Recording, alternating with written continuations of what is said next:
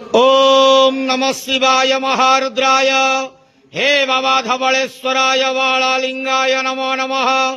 दीपं ज्योति परम ब्रह्म दीपं ज्योति जनार्दनः दीप हरतु मे पाप पूजा दीप नमस्तुते। अहे धवलेश्वराय वालालिंगाय नमो नमः। संसार सुखी रखंतु।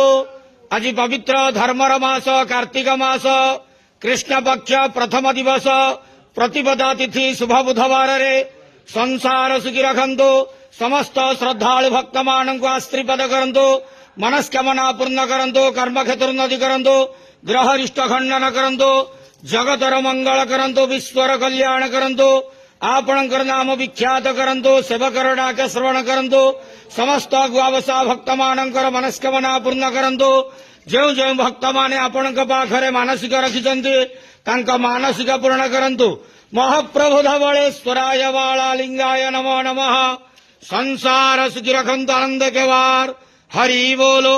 आज पवित्र धर्मर मास कार्तिक मास कृष्ण पक्ष प्रतिपदा तिथि शुभ बुधवार रे समस्त श्रद्धालु भक्त मान को आश्रीपद करंतु आनंद के वार हरि बोलो।